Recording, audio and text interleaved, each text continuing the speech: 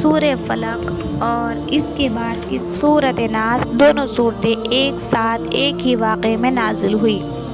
حافظ ابن قیم رحمۃ اللہ علیہ نے ان دونوں صورتوں کی تفسیر یکجا لکھی ہے۔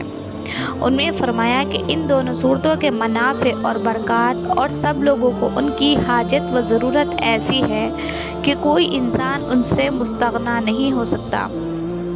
ان دونوں صورتوں کو سحر اور نظر بد اور تمام آفات جسمانی و روحانی کو دور کرنے میں تاثیر عظیم ہے، اور حقیقت کو سمجھا جائے تو انسان کو اس کی ضرورت اپنے سانس اور کھانے پینے اور لباس سب چیزوں سے زیادہ ہے۔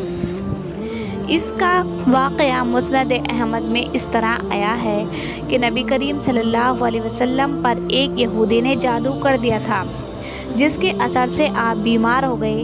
جبرائیل امین نے آ کر آپ کو اطلاع دی کہ آپ پر ایک یہودی نے جادو کیا ہے، اور جادو کا عمل جس چیز میں کیا گیا ہے وہ فلاں کنویں کے اندر ہے۔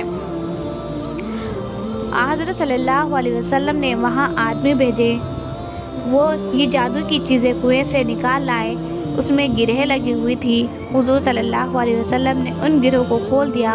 اسی وقت آپ بالکل تندرست ہو کر کھڑے ہو گئے، اور اگرچہ جبرائیل امین نے آپ کو اس یہودی کا نام بتلا دیا تھا اور آپ اس کو جانتے تھے، مگر اپنے نفس کے معاملے میں کسی سے انتقام لینا آپ کی عادت نہ تھی، اس لیے عمر بھر اس یہودی سے کچھ کہا نہیں، اور نہ کبھی اس کی موجودگی میں آپ کے چہرے مبارک سے کسی شکایت کا آثار پائے گئے۔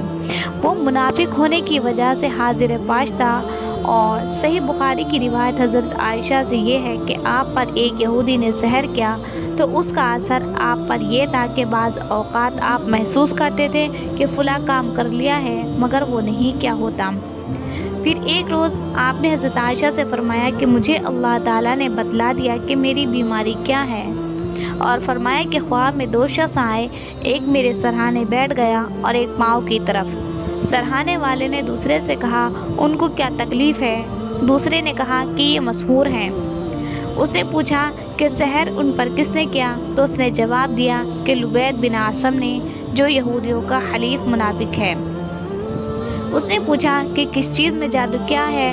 اس نے بتلایا کہ ایک کنگھی اور اس کے دندانوں میں۔ پھر اس نے پوچھا وہ کہاں ہے؟ اس نے بتلایا کہ کھجور کے اس غلاف میں جس میں کھجور کا پھل پیدا ہوتا ہے۔